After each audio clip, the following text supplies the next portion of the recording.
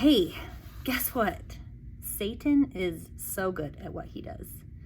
And he is working really hard right now on mothers. He does not want mothers to reach their potential. He does not want them to remember who they are and their divine nature. He does not want mothers to ignore the world and listen to that quiet inner voice that is within all of us. He's good. He's really good at what he does, and he's been doing this for millennia. So what I wanted to say today is a lot of moms have said, I can't do this. I am not cut out for this. How am I going to deal with the upcoming year? I feel so much turmoil. My heart is heavy. There's all of these things. I feel it too. There's so much going on in our world today that I feel it too. But the biggest lie that mothers are buying into is that other people are better equipped than you to teach and to nurture and to take care of your kids. That's one of Satan's biggest lies. It's a big one. And I fell prey, and I do fall prey to this lie sometimes. Sometimes I think, oh, someone could do this way better than me. Someone could be more patient. Someone is more knowledgeable on the subject than I am. And that is true. That is true on a lot of things. I don't have an expertise in algebra or in American history, but I do have an expertise in my children. I have spent day after day after day after day with them. And we have hard days. We have hard times. But even through all those hard times, no one knows them better than me.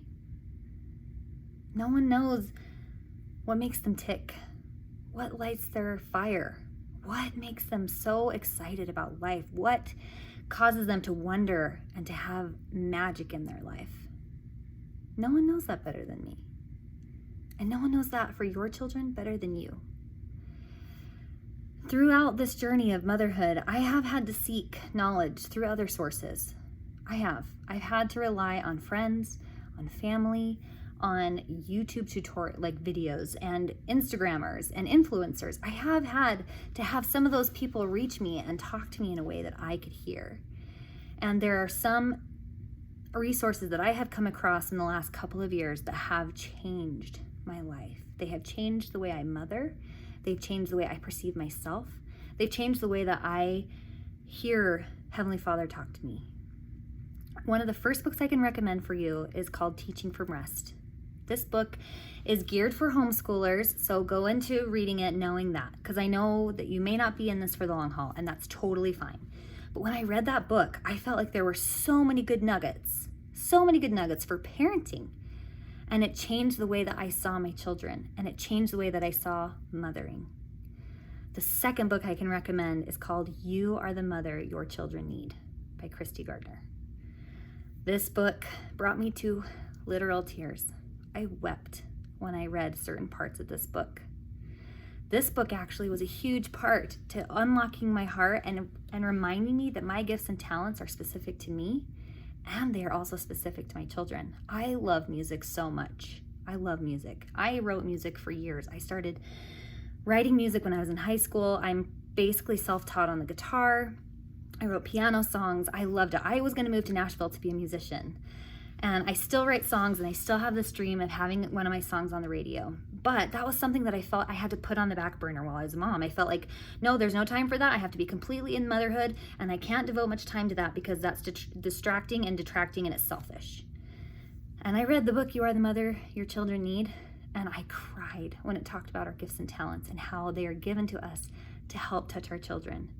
And after I read that, I decided I want to do music in front of my kids. I want to write more. I want to play again. I want to have that part of my soul back because it's what makes me me. It is so fulfilling for me to write music and to enjoy music. And I have found that it's opened my children's hearts up to music. It's been such a joy to write songs with my kids, to sing songs with them. My Lucy, 6-year-old, we've written 3 songs together now. And it's been such a treasure, so fun to collaborate with her and to learn from her and to teach her. And there's another thing to connect us. So you may not be a musical mom, and that's okay. You might be a really good storyteller. You might be a fantastic writer or an amazing reader, a good reader of stories. You might be someone who loves theater and drama. You might be someone who's artistic with the hand. I am not gifted in that way, and that's something I wish that I had. But there are so many different things, and maybe you have a gift of listening. Maybe you have a gift of serving. Maybe you have a gift of cooking. These are gifts that bring you joy and fulfillment and gratification, and these are things you can actually share with your children and that you can help influence their life. So go read that one for sure. And the latest one that I'm still working through, and I've listened to the lecture, but it's called, the book is called Hold On to Your Kids by Gordon Neufeld. If you're worried about the socialization aspect of school, this book will ease your mind. We all know those homeschoolers. We all know the one family, we do, who they weren't very comfortable in social situations. I have had my experience with them. I've met some very dear people who were homeschooled who, according to my standards, weren't very well socialized. Anyway, Gordon Neufeld has a lecture. If you don't have time for a book, he has an 1.5 hour long lecture, which is still a long time. It's a YouTube lecture. I'll post the link below, but you can watch that, and it talks about how it's so important for our kids to actually be adult-oriented and not peer-oriented. And so if you're worried about that socialization aspect, listen to that book, but it also has just opened my heart and mind to being as nurturing and as open and as loving to my children as I possibly can be, so that we can form strong attachments, so that when it comes time for them to fly the coop, that they can go with confidence in knowing who they are and knowing who they can turn to if they need help. All of this being said, my end-all be-all message is to tell you, you can do this. You can. You can do things you never thought possible. You totally can. Don't listen to the world.